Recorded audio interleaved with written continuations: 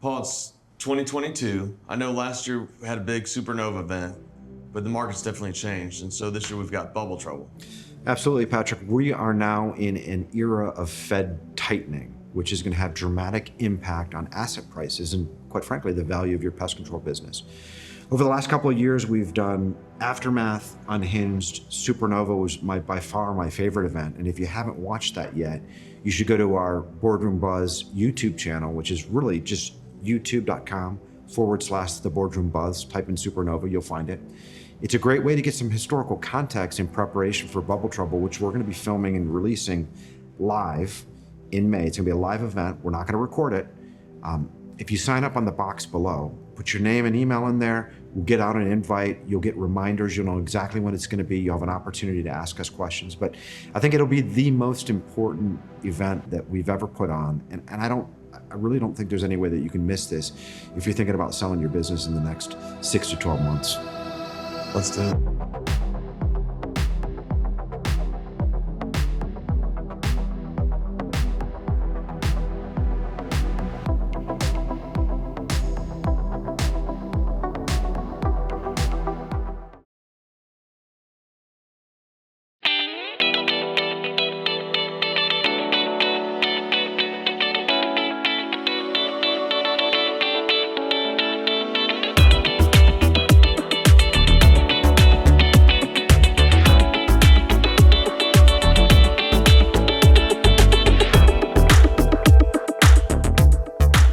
Jared Borg.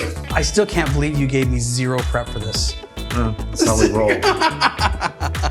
Jared Borg, private equity industrialist in my living room. Yes, exactly.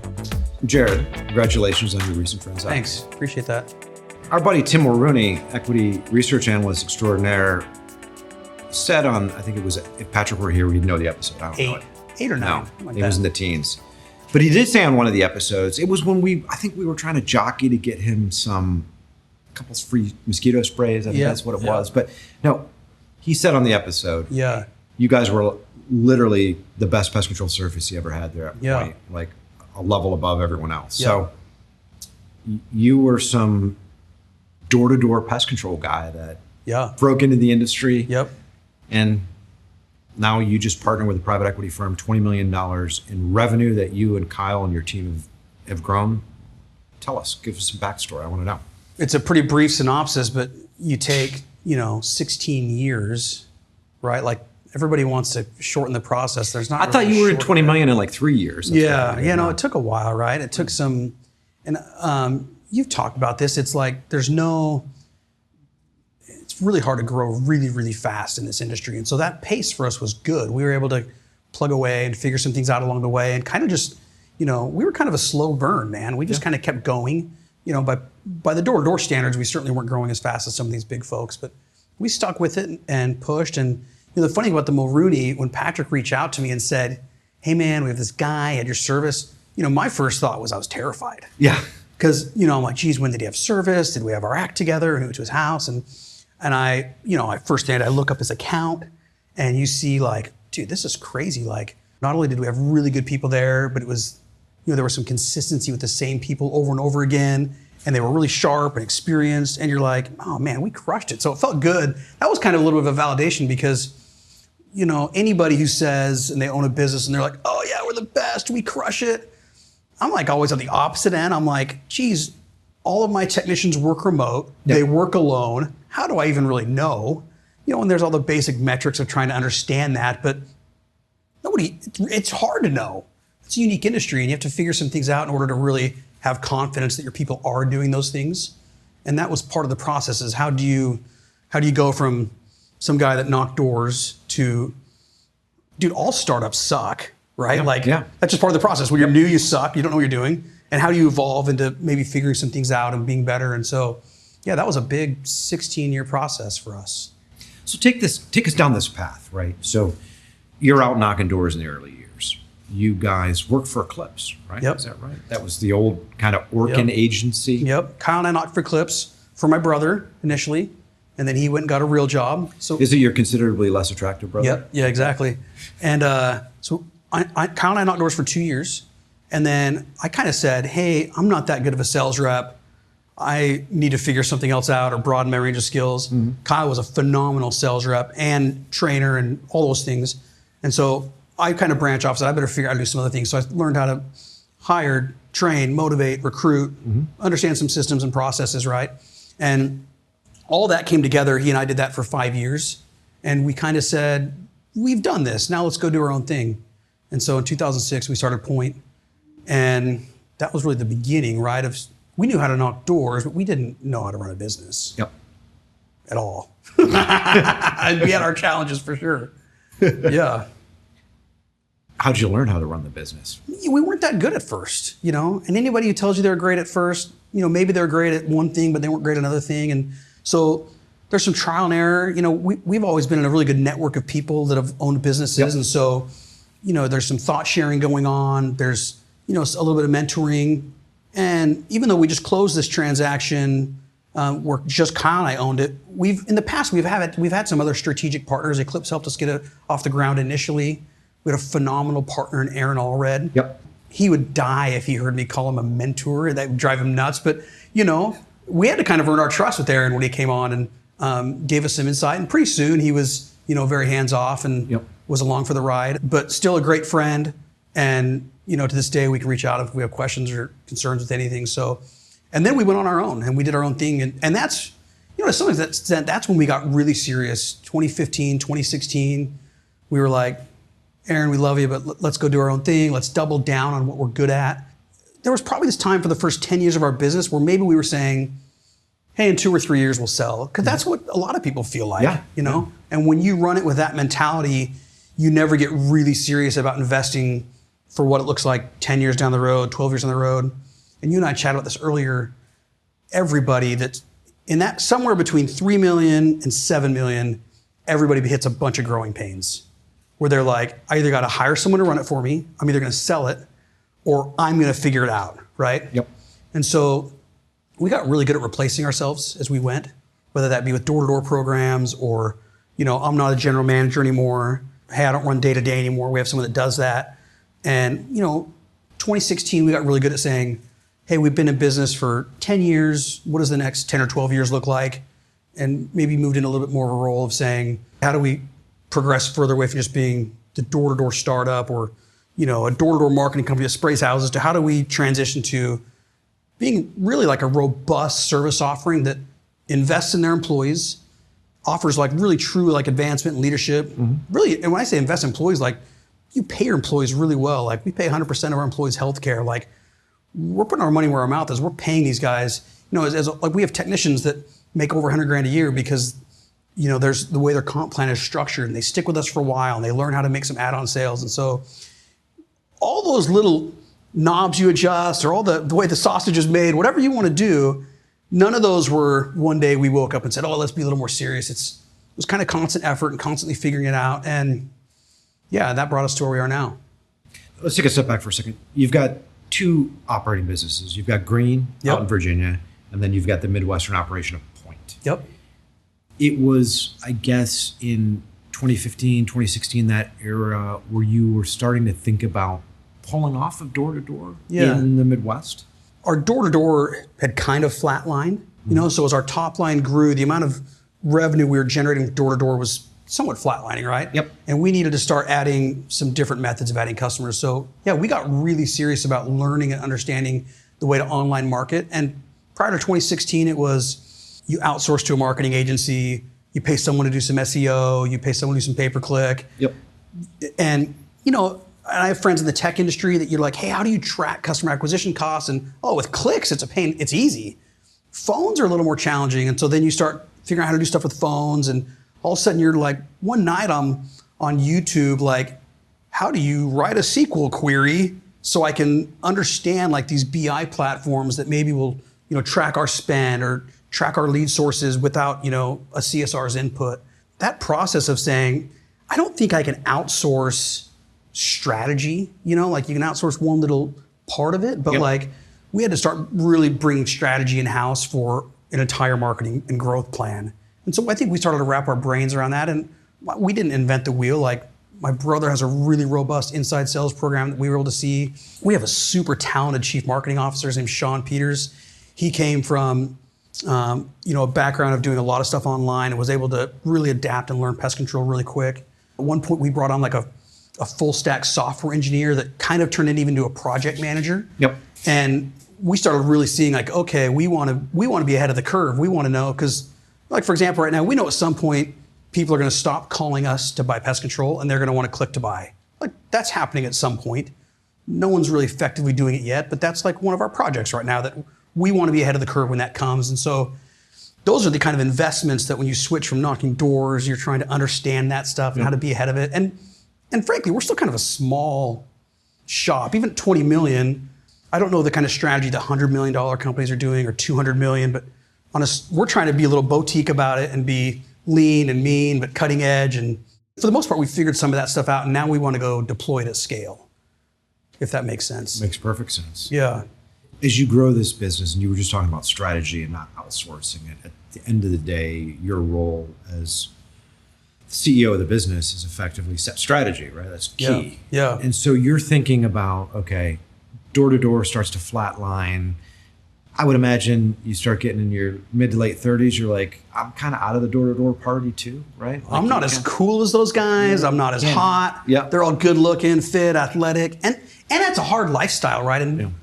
And frankly, we'd never fit the door-to-door crowd from the aspect of my friends worked for me, right? And they're friends. And we gave them good experience and they brought friends. We never ran a really huge, large scale 10, 20,000 account a summer type program.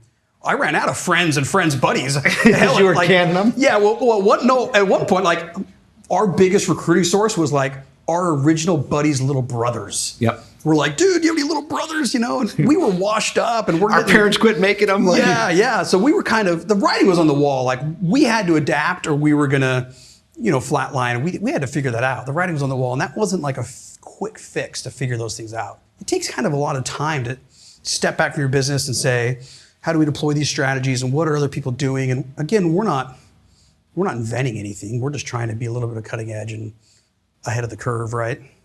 When you guys started to, I guess, scale off the doors, so to speak, in Chicago, what year did you bring Sean on, your CMO? I hope I get this right, 2016 or 2017.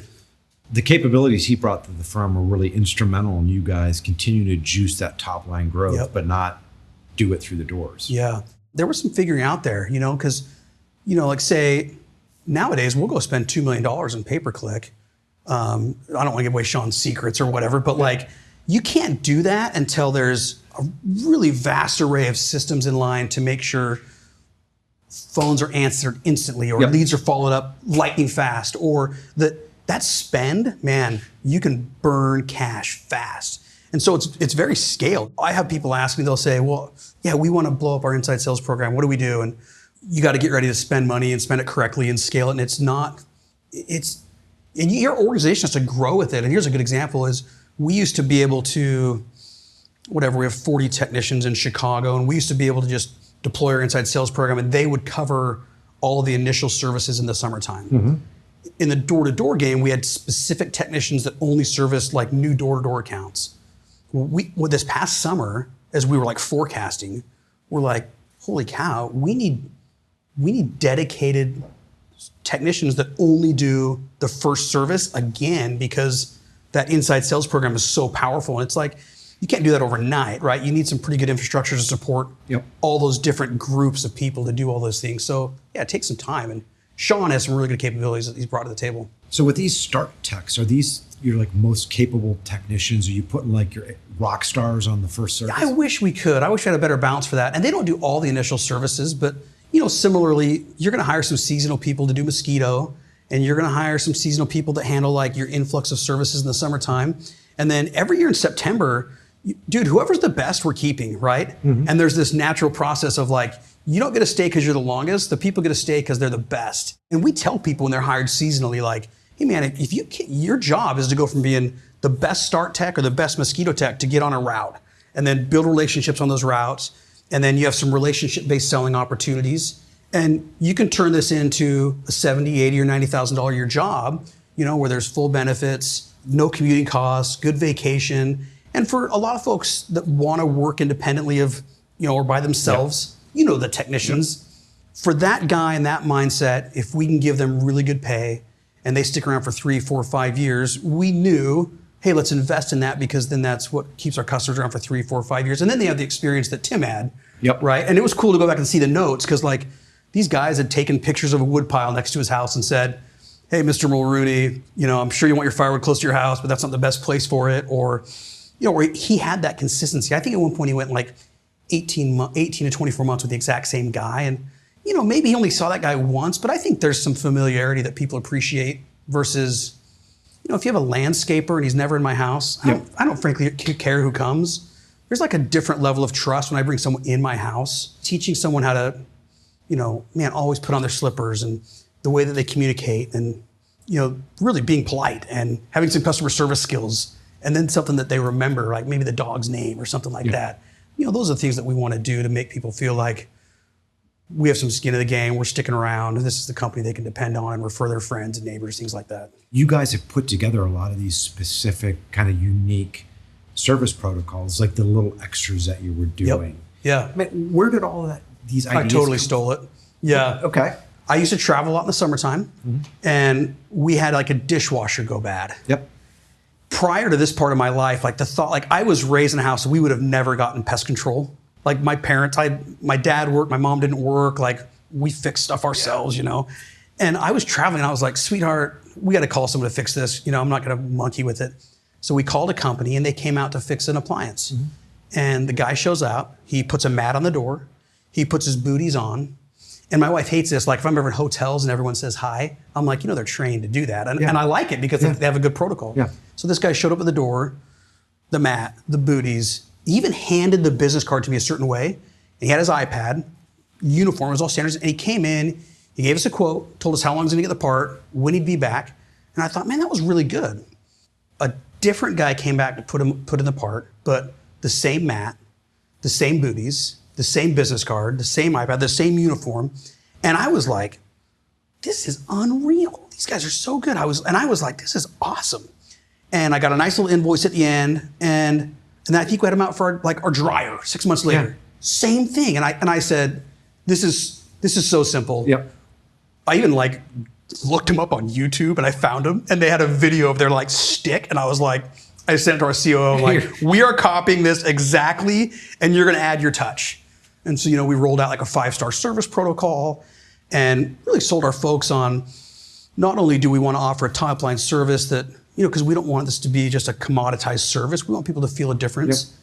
We also wanted to start really owning the online reputation. And so that 5-star service paired with, we were really, we wanted to own that part of it, pushed us to go out and say, we're going to get, tens of thousands of reviews online of people that are really we want them to convert themselves to the gospel of Pointe, And if you put it in writing, we think, hey, maybe that even helps a little bit, So that was a mission of ours. And that was a big check off the list to be able to say, back in the door-to-door days, nobody was owning their reputation online. You're getting your ass kicked on Yelp. You didn't care Google. about it. Yeah. And now all of a sudden we're like, dude, we want to own this and be good at it. And you can't fake it anymore, right? We said, let's not fake it. Let's be good at it. And that's actually one of those things with technology that everyone's, hey man, how do I automate my reviews? And we do not automate them. They're all real and everyone's asked in a very specific way at the end of the service, hey, Mr. Gianamore, is there anything with my service that would prevent you from leaving me a 5-star review? No, it was awesome. Would you take 30 seconds and leave me a review? Yeah, you bet. Text them on the phone number, they get an invite, you do it right there. We thank them, right? If you know at the end of that service you're going to ask for a review, well, you're going to do a service worthy of asking for a review. That's right. And so we'll follow up with our technicians. Hey, we noticed you didn't ask this customer for a review and he was home because we can see there's a signature hey, what's going on? Are you not confident? Do we need to go and spend some time with you? Sometimes you just learn that they're new on the job and they feel uncomfortable asking. And so you coach them up and you send some people in the field to spend some time with them. And man, that stuff pays dividends. That's investing in your business, having those people that can spend time in the field with those guys, getting the buy-in. Because even the stupid doormat, I was terrified when we rolled that out that in 6 months there'd be 50 doormats in the corner of the warehouse, collecting dust. Everyone's going to be those guys are idiots, What is the doormat? So we have a 5-star service. we needed a few things to set us apart. So there's a doormat, it's got our logo on it. They're gonna stand there and they're either gonna take their shoes off or they're gonna put their booties off, or they're gonna bring their tool bag to the door. We're all just trying to somewhat differentiate ourselves. So it's not like the 5-star service is just, one tool in the bag, so to speak, of what we can do to make ourselves a little bit different, right? Clearly you ripped off a good chunk of this from the dishwasher company. But yeah, I also know that you and Kyle over the years and your team have implemented a lot of these sort of like Kaizen, like step by step, inch by inch, making these little innovations, screwing some things up, changing it, right? Yep. So how deep into, if I'm the manager of a pest control business, I mean, how deep does this decision making go all the way down to the technician level? Are your guys like coming in like, hey, Jared, we should be doing a mat or doing this, or do you incentivize your people to come to you and say, hey, this is a great idea, why aren't we doing this? We're open to ideas. I don't know if we're incentivizing ideas as much as we're incentivizing behavior. Yeah. Right. And so the reviews, yes, we'll set some bonuses if they get certain reviews. So I guess maybe even to back up a little bit, every position in our company has really clear set KPIs. If you're a technician, get all your jobs done. Maybe we track reservices, probably not. I love reservices. This is a good chance to get some FaceTime with a customer. Yep. We track if they're safe drivers. I'm obsessive about that. We definitely track if they're selling any add-on services to customers. And really for a few reasons, we want these technicians to, one, increase their earnings so that we're not competing with other pest control companies at this point. We're competing with, the Amazon warehouse paying $30 an hour or whatever. If our technicians sell, they're engaged. So the technician has those KPIs. CSRs are trying to save canceled accounts. They're trying to collect money. Service managers, they might have a net promoter score they're based off of. So you kind of build all these layers of KPIs for everybody. And at that point, I just get out of the way. It's like a football game. Like the coaches get out of the way and let the players play, and there's a scoreboard and a clock, and everyone does their thing. And it's kind of this living, breathing organism that everyone knows what their job is. They know what their responsibilities are and what they have to do to be successful and happy and successful and all those things. So if anything, all these folks you're asking about, like, what do they need to do? Sometimes they just need to get out of their own way. Yeah. Set some clear KPIs, let your folks do their thing, because you need to see that with owners a little bit where maybe they're their own worst enemy. Always tinkering with things. Yeah, and one of the best things we ever did was move away from our business. It really forced us to have good people and give them the support they need. Maybe that's one thing I'll add, I don't know when this was, maybe 2015 or 2016. I had a really talented field type manager on my locations, and I'd just gone to the office, I'd visited with him. I think I was sincere, but I just always throw it out hey, is there anything you need from me to be able to do your job at its full stability? Yep. Pretty simple answer at the end of a trip. He shot me off 2 or 3 things. And I was busy at the time. I had a pretty full plate. And I remember right when he said those that I was like, I don't have the bandwidth to get those to you. And I didn't like that feeling. And I said, I need some help to do this. Mm-hmm. And so, we hired a VP, an executive VP, we had a project manager. I started saying, I got to put some people in place to help me with these things, because that wasn't a feeling I liked. And it wasn't an excuse. I clearly couldn't give him some of the tools he needed to be really successful. They weren't basic things. They were maybe some fringe or some nice to have things, but they were enough that I felt like, dude, I don't have the bandwidth for that. Yeah. And that's a weird balance. We want people to value resourcefulness more than resources. You learn a lot of ingenuity in that process. Yep. But you can't substitute really good, valuable resources. And that's really all owners are at this point. At this stage of a company, we're supporting our staff, right? And giving maybe a little bit of strategy. Yeah. When you talk about KPIs and metrics, Pointe was unique amongst pest control businesses of its size for the advanced analytics that you used. I mean, you guys were using the BI platform. I mean, you were addicted to going in there, checking all sorts of metrics. So I want to talk to you a little bit about that. And before I even ask you a question about it, can you maybe explain to our listeners what is the BI platform and how does it all work? Well, there's a bunch of BI platforms you can use. We've used Microsoft Power BI, we've used Grow. Yep. Really that started as, and a lot of people relate with this, in the door-to-door industry, there was always a scoreboard. There was a top 20 list of reps or a top 20 list of first reps. And then someone said, well, maybe we'll have a top 20 list of contract values sold. Oh, that's kind of cool. And then maybe someone will say, well, we'll have a top list of who has the highest auto pay. And so your brain starts working of all the different ways to motivate people. And then we said, what if we made a KPI that was which sales rep had the highest home value sold.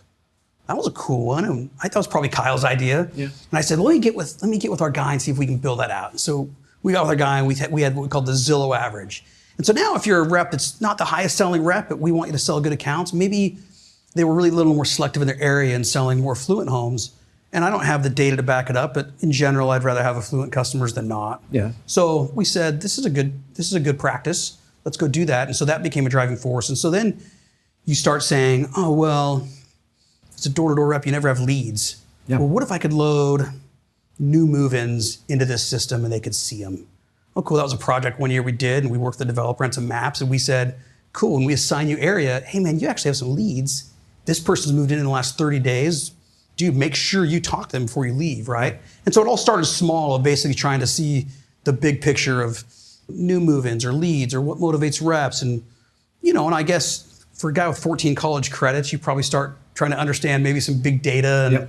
And, I think I got a data scientist on the phone one time and I was like, maybe this is overkill. I'll just keep plugging away at what I can figure out. So it started with door-to-door stuff, and then it moved to, we're trying to track net promoter score down to the truck level.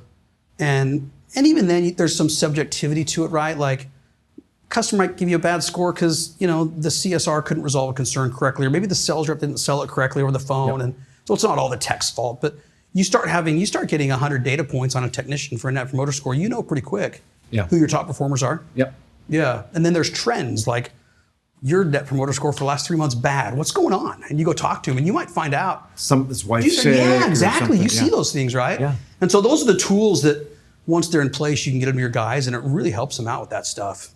And the BI is cool, but also building out really good training protocols for guys. And, you start matching those things together, and it starts to be pretty powerful tools for your crew. When you're tracking things like net promoter score down to the truck level, who at the firm has access? If I'm a technician, who can see my net promoter score? Everyone. Oh, yeah. So it's completely public. Yeah. Do you find that the fact that you've got these public scorecards, these are in and of themselves motivators that don't even need to have monetary incentives and tied to them? Yeah, so we don't gamify net promoter score because we don't want anyone to say, hey, you might get a survey, so it's different than reviews. Yeah. And we don't gamify net promoter score for like incentives either, because we want to stay kind of pure. Yeah. And we just post it, and we use it more of, hey, as you're a manager, maybe you want to know who needs more attention, or maybe you can reward guys, or maybe we go to a guy and we're like, dude, how do you have such an amazing score? Teach us something. Like, the guys find that guy and model him. Yeah, right? I want to learn from those guys. And frankly, some of this BI stuff, you run a bunch of data and you're like, yeah, it's what we thought. And you don't really learn much from it. And I spent a lot of time on figuring that out. And so you got to be pretty selective, Really, any one position, they can't have more than 3 or 4 KPIs. Yeah. And then you lose some effectiveness with it. So we want to retain employees, the best employees. We want to sell and retain great customers. We want to collect revenue efficiently. And then we want to build a culture. We have DBHA, it's dream, believe, hustle, achieve. And if we can do those 4 things, we're usually doing pretty good. We're cooking with oil, Yeah. So what, for example, are the publicly available KPIs that your colleagues could see for a typical technician? So net promoter score is a good one. How much revenue they've generated through sales. Okay. We'll publish that. And there's a handful of folks doing net promoter score for customers. You can go look them up online. And maybe even some context to that. You can even look up, some companies will publicly post their net promoter score, and you can kind of see what it is. So we have net promoter score. Do they drive safe? I'm obsessed with driving safe, man. Yeah. It's the most dangerous thing my folks do every day. I got a call a couple of years ago about like a near accident, and it made me sick, man. I'm a big about drive safe. We want engaged employees so we can see if they've asked for Google reviews and how effective they are at that. We'll track cancellation rate a little bit down to the truck level, but we're not so obsessive with it that we're like holding them accountable, because it's like, what if it's the first time you service that guy's house, right? Right. There's also some subjectivity to it. But in general, you put a batch of these together for technicians, and you just start having a good idea of what's going on. And really, that's the challenge, right? Is these guys work remote. By and large, they're really great employees, these men and women, they do an awesome job. But how do you trust but verify that all the things that we're putting in place are happening, and the end result is a happy customer? What sort of KPIs do you and Kyle use, like to judge your own performance? Oh, that's a hard question. Paul, how awesome are you? Right? That's like, I don't know. No, but seriously, like We have an ownership dashboard. Yep. And so the stuff that I'm working on, like that strategy is like, dude, we set some pretty lofty goals for like growing our inside sales program. That's one. Yep. There's a few different ways to look at retention in our industry. And we have some, like, I guess I'll use the word proprietary KPIs for even retention that we say, we're not going to beat up our guys if a customer moves on the retention rate. Or we have a few products we sell that maybe our standard pest routes KPI, maybe we want to modify that, right? Yep. So, we're concerned about retention. Geez, man. Once you start obsessing with retention, you've gotten to a good place in your business, it feels like. So, retention, organic sales rate. Boy, we track what we're doing online, We definitely track our customer acquisition costs. That's a big one that we want to know. That one's hard to track live. We don't have that quite dialed in, but we know it on a weekly basis, though, for sure. Now that you've got a co-investor in your business. Yeah. So you've gone through the sell side process. Yeah. You and I had a chat earlier today with Jay Keating, the Yep. CEO here. And, again, I'll say it again. I said it, I never suspected I'd ever be sitting here with you in this capacity. Right. Same. I didn't. I know. I also never thought multiples would be what they are. Yeah. I probably also didn't understand what my mindset would be at 41 years old. If I'd be ready for a new challenge or something different. So that's something that's unique, right? To done the same thing for 16 years. And I think I mentioned that earlier. There's this chance you're going to turn into everybody else and mid to high single digit growth rate and scaling off the doors or only using them to maybe open new markets strategically. Yep. It's not the most challenging thing at this point for our business. And it would have been pretty hands off. And maybe, I don't want to use the word boring, but maybe just not challenging enough. Well, at some point it becomes Groundhog's Day to a certain degree, right? Yeah. You clearly weren't ready to be done. I mean, ever since I've known you, you've watched transaction multiples go up and said, man, that's some wicked high purchase prices. But at the end of the day, what the hell am I going to do, right? Like, got a great lifestyle, got a great team, like everything's good. But 2021 was a spectacular year from an asset price perspective. Yeah. And you decided, as opposed to going the strategic route, that you want to stay in, you wanted to partner with the right firm. And I think you found the right firm. Yeah. And you're going to be at least from what I understand today, you're the president of the residential Something platform. like that, yeah. For you, I guess this gives you additional resources. Yeah. You're going to be able to focus on doing some M&A, which is something you weren't going to write a check for out of your pocket before. You've had 6 months to somewhat think about this, or maybe you haven't. You've been doing a lot of due diligence. Maybe you haven't really thought about what excites you about the future of this company. That's pretty exciting to direct strategy from a bigger level. Yeah. It's fun to have some resources from a bigger platform like TSCP that they can bring some expertise. There's certainly some things I don't want to do anymore that I'll probably be able to get off my plate. And it's weird too when you own your own business. Like our corporate office was always like super grungy. No one ever comes. Why do we care? Yep. And a couple of years ago, we got like a little nicer office, and it was like I felt guilty about it.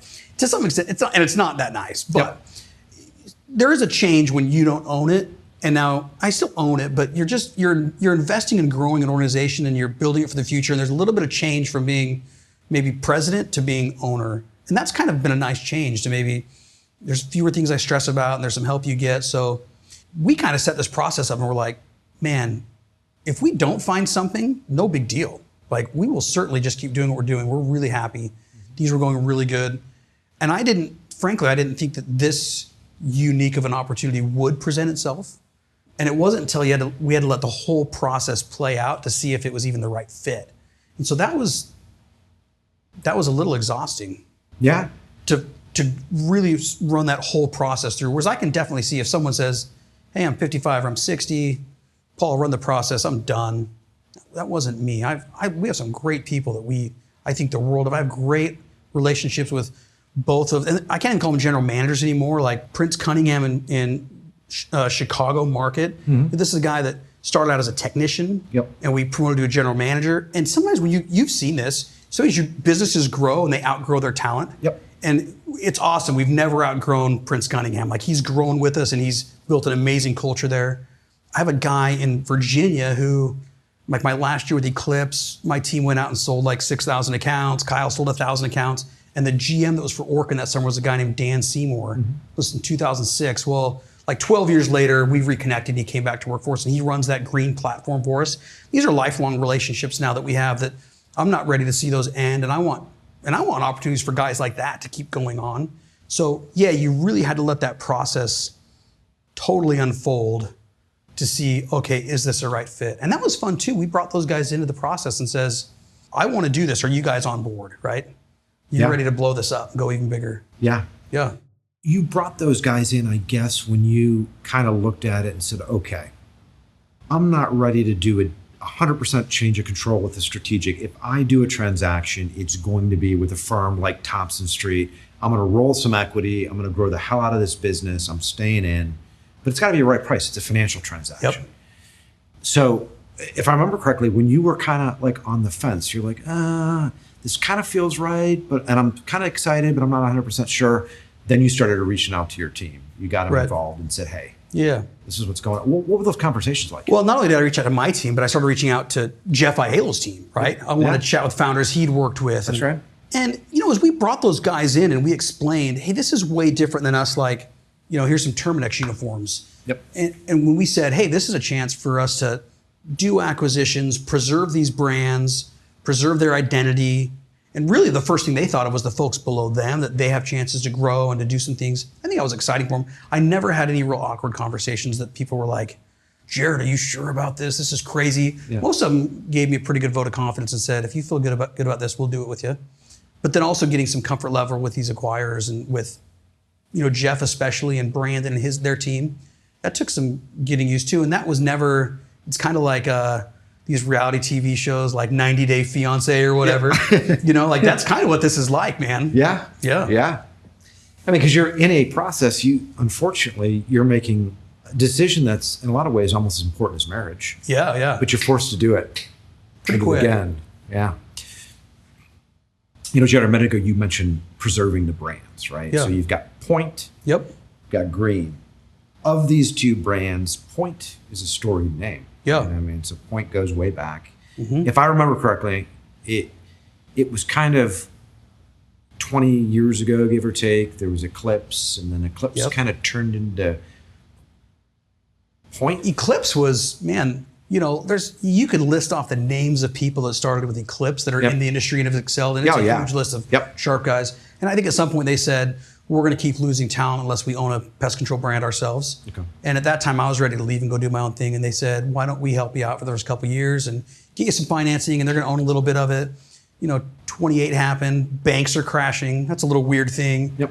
Once your business model is built around some financing and banks are crashing, there's some decisions that have to be made. So yeah, they sold a bunch of their locations to Terminex. Myself, my brother, a gentleman by the name of Andrew Israelson, we kept our locations. Mm-hmm. And that was a pretty unique time. I mean, here I am with what was really my mentors for about 5 years, and then my business partners, and they're like negotiating to sell the business on my behalf, and I hadn't even committed to selling.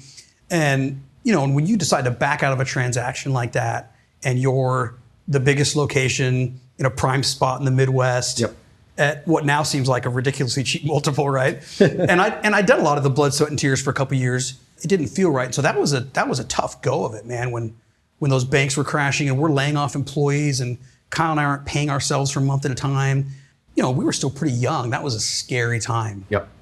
And they were all kind of the mindset that pest is dead. They were ready to move on. Yep. And so we brought on a new partner and we stuck with it. And that was, man, talk about a turning point in your life where, geez, it was touch and go, where we could have succumbed to them and said, okay, yeah, we're going to sell because whatever. Yep. But we stuck it out and it worked out pleasantly. So at that period of time, there was, of course, Pointe in the Midwest. Yep. Your brother Jacob, Yep. Gabe, have a Pointe in Pacific Northwest. Yep. And I know there's another one on the East Coast. So when, at least from your perspective right now, you, Jared, I'm not talking about Thompson Street, I'm not talking about Pesco. When you think about the potential to grow Pointe in the Midwest, what do you think about? Like what would be kind of a back of the envelope strategy as to how you'll grow that from a geographic perspective? Yeah, I like the Midwest, man. I think it's, there's a lot of people flooding. Really, let's be honest, because of the way door-to-door is unfolded, there's no untapped markets anymore. Yep. Like when I went to Chicago in 2006, I don't think anyone would ever knock doors there. Maybe sans like 1 or 2 years for Orkin, and the teams failed and they left. Yep. there's no hidden markets anymore, but in general, there's like AX isn't in the Midwest. I think there's a lot of tertiary markets there that are really good. There's opportunities for growth there because it's not a general focus point. You know this, right? Especially compared to say where green is at in Virginia. So there's a lot of opportunities in the Midwest. We like that. We're happy to expand that footprint there. When you can get into real granular things like, hey, if you go into Texas or Florida, geez, just your customer acquisition cost to get a click. Having alone a phone call, but a click, significantly more expensive than say, maybe a Midwest market or an East Coast market. And so strategy is we want to buy companies at reasonable rates. We want to be able to maybe run some door-to-door through there to add some density. And then it takes a little bit of time to turn on these online programs. Like you don't get thousands of reviews overnight. Yep. You don't just hire some guy that does pay-per-click and all of a sudden you get tons of calls. It's, Sean will tell you, our CMO, he's like, dude, I can't do what I do unless the service side does what they do, right? And he's like, it's been a real good marriage for him because anytime you get to go sell a brand that destroys it online and crushes it, I think we've got 25 or 30,000 reviews, it makes his job much easier. You got to be careful when you go in these other markets that you can't think, okay, well, he's going to turn it on like that. Cue my new boss. Be patient with us as we roll these things out. That it takes a little bit of time to get all those things in place. This theme from you, I've heard you say this dozens and dozens of times over the last 12 months, is you think about a business almost as a systems engineer, where if you tinker with one aspect of the system, it could completely mess up the other side. It's all about like the yin and yang balance, right? Like, and I think, I don't know, potentially some of this came in from like your experience on the doors, right? Just seeing how all that revenue coming on, if you don't have your back end and everything else working right, it can turn into a disaster pretty quickly. Maybe that's where that comes from, because a lot of guys don't often think like that. When you're running even those door-to-door programs, even a simple thing is like, not having enough technicians to service the accounts. I mean, even some of that basic planning, that you start picking up on trends and patterns, right, in your life, and you start thinking, okay, I think I can see what's going on. And even one thing I learned too is like I learned to trust a lot of other people more than myself. Like I heard you talking about this. We're horrible consumers. Like if we ever make marketing decisions based on what you and I would do, it's like the worst thing ever. Yep. I heard you talk about it and I was like, yeah, that's me too. Because I'll tell my CMO, I'm like, dude, I would never buy something like that. And he's like, yeah, but you're not normal. Like, and so being able to detach yourself from some of those things and have some really good people that you trust and get input from helps. Yeah. Jared, you and Kyle really, and I say this sincerely, I know I get on the buzz and I blow all sorts of smoke about, all my clients are great, but you guys really, truly built a phenomenal business. I mean, you guys were growing at that double-digit clip. Your profitability was immense. You seem to really have a team that was happy. Yeah. I think this is an important discussion because a lot of guys get in a door-to-door and they just want to flip a business. Sure. But a lot of other guys actually want to build a long-term income-producing asset that's a home for their team. Yeah. And you're one of the guys, and there's others out there. Yeah. But you're one of the OGs that actually went and did that. And what you just said a minute ago made me think, you said like you're in a good position if you actually start to think about customer retention, right? As opposed to like thinking about sales and everything else. I mean, you got yourself in a great position. So what, I guess, advice would you give to, the Jared Borg of 15 or 20 years ago? A guy that's like in your position who really wants to do the right thing, wants to build a great business. Yeah. I was lucky. I had some good mentors along the way. I had a brother in the same industry. I had really good partners. I certainly can't take all the credit. Been blessed that way. I have a really sharp partner in Kyle. We paired really well together in matching those things. Probably some real simple advice is getting good at replacing yourself. Someone said once, if you could take a pill that would make you self-aware, you'd be like the richest man in the world, right? And that's a hard thing. It's like, how do you tell someone to be a little bit self-aware? But have someone in your life that gives you some direction or maybe you trust for some input. But really, if you get good at replacing yourself, know and understand the industry we're in. And sometimes that door-to-door industry is just, it's almost like they're two different industries. Yeah. Like you have folks that do pest control and you have folks that do door-to-door. And if you can meet in the middle, because there's a lot of really sharp, young, talented guys on the door-to-door end doing really good things. And it's easy to bag on the door-to-door scene and say maybe they're not doing a good thing. And I think part of that trend is, listen, all the guys that are coming from door to door, they're injecting energy into pest control. Yep. And frankly, if it wasn't door to door, like let's just say, whatever, there was just this huge influx of new people getting into pest control, dude, every new business sucks when they start, right? And so part of that's just like a byproduct of they're new, they're figuring it out. And I think that perception's changing a little bit. I don't think the retention rates are changing. I still think door-to-door retention's probably some challenges to figure out, but those are some sharp guys. They're going to stick around, they're going to grow, and find someone that you can kind of emulate a little bit and see what they're doing. And we looked at like Bulwark 10 years ago, and I'm like, I want to be like those guys. Yeah. And now I'm not, because those guys are still doing their own thing. But it was a good path for us. When you talk about learning to replace yourself, Yeah. right? So all that stuff it all sounds great in concept, but like, give me a pointer how you have actually done that. Like, what are some hard decisions you had to make in order to actually replace yourself in an org chart? When we started, Kyle ran door to door, and I ran the branches, right? Because you sucked as a sales guy, according to the Mexican. Yeah. Yes. And so right. So like Kyle, he would grow those teams, and he would have to replace himself because at some point he has a wife and family, and he can't knock doors. So he has to. I got to get a different manager for this, and I got to give this manager tools to do this. We had to put a branch manager in place to run the day-to-day so that I can focus on all the non-day-to-day things, right? So like hiring day-to-day up. So anytime there's a task that requires any of my attention on a day-to-day basis, at this point in my life, I'm trying to avoid all that, right? Like if I'm a bottleneck or a clog in any kind of process, I'm getting myself out of that. Whether that's payroll, whether that's onboarding, whether that's, even goal setting, like my BI platform, like January 1st hits and it renews and everyone's goals are set for the most part. I got to go and make a couple of tweaks, but I'm like, I remember even being like, geez, I got to reset goals. Let's see if I can program this in. And it still needs a little bit of tweaks, but if there's ever a process that I'm a bottleneck in, I want to get out of that. And do you feel like, you were just talking about the self-awareness pill. I mean, obviously you want to find somebody who's better than you at a particular task. But, I would imagine there's probably also times when you just have to say, good enough is good enough. Yeah. How do you balance that, right? Does that give you some angst where you're like...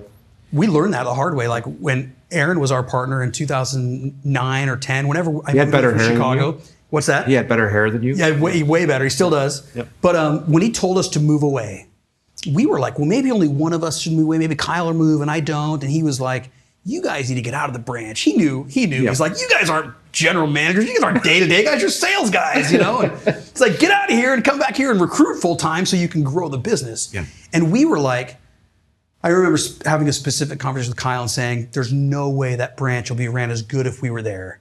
And initially Aaron said, who cares? Your skill set is better put to use somewhere else, and we'll work on that, right? It wasn't going to get instantly better.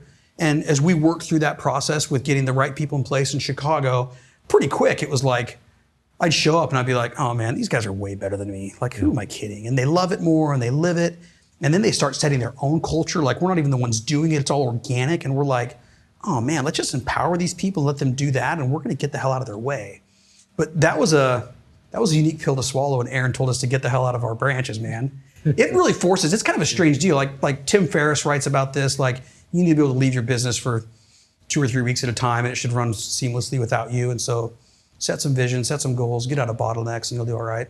What's the longest period of time you've actually left the business? So a few years ago, I bought a van, like a Sprinter van, drove to California, drove it home, like gutted it in my driveway, watched a bunch of YouTube videos, and we built like a little like touring van. And I think we toured the country for like 6 weeks in the middle of the summer 2 or 3 years ago. And I remember taking a few phone calls and responding to some emails, but not being overburdened. And I remember feeling like that was like a pretty good notch in the belt to say, hey man, I put some stuff in place to where I could leave for 6 weeks and it wasn't that big a deal. And it was summertime. Summertime's funny too, because it used to be that summer was our busy time. Summertime is now where we're like, we get out of our people's way. It's in the winter where you're all into strategy and planning. And Now that you're a big PE industrialist, penny packer, you're going to have a lot of work ahead of you. But I think you're also going to have a little bit of time to actually step more back from the business, be a little bit more strategic.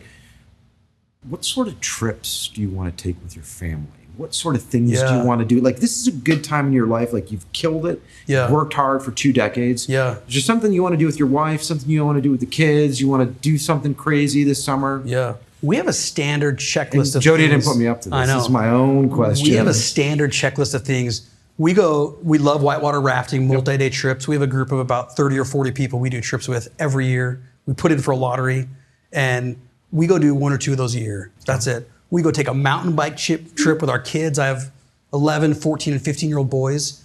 Every year we go to Colorado for a week and ride resorts and ride mountain bikes. We did that with a great group of friends. Man, every year we used to go to Hawaii after spring break. And so we have a pretty good annual list of things that we do. But since we've started this process in June, my life has been on hold. Yeah. Like, I haven't done squat. I know. This has been a long process. And so my wife's taken a few trips without me, and she's like, dude, you need to wrap this up. We have to have a life again. So yeah, we'll go to Hawaii over spring break. I'm going to go to You skipped it. You skipped Hawaii in December, right? Yeah. I'm going to go ride dirt bikes in Costa Rica in April. Yeah. That's one of the things I'll go do with some buddies. I was supposed to do that April of 2020, and then COVID happened. Yeah. And that's a big hobby of mine, is riding dirt bikes. So that'll be a good bucket list to do. Yeah. That's fantastic. I can clearly sit with you here all day, but you guys are down in Puerto Rico. We're going to go and have a formal closing dinner tonight. I'm super excited that you and your wife are down here. Got a lot of folks. It's going to be super fun. Yep. Appreciate you coming down here. Thank you for having for us. In closing, what's a Borg motto? So let's see here. 2004, 2005, all my siblings are in college. I've secretly dropped out, like not telling my parents. I'm trying to figure this out. Yep. And kind of turning point in your life. You're trying to figure out what to do. These are been a few key points in my life where you kind of have to put it all on the line, So I had this dumb phrase. So I've never regretted being bold. So you think about that. Think about a time in your life where you've been bold. Yeah. And even it may not have been the right choice, but I've never really regretted being bold. And so there's a few times where you just really look back at some key moments where you say, that was a pretty bold and aggressive decision. As an entrepreneur or, as a leader, people are looking for someone to have a little bit of strategy and some things in mind. So, but I've added to that recently, and I've never regretted being bold or generous. And when you take care of the people that are around you, you treat them right, and, rising tide lifts all. Those Absolutely. are maybe some words of advice I got for everybody. Awesome. Yeah. Thanks for joining us. Yeah, Jared. appreciate you having me.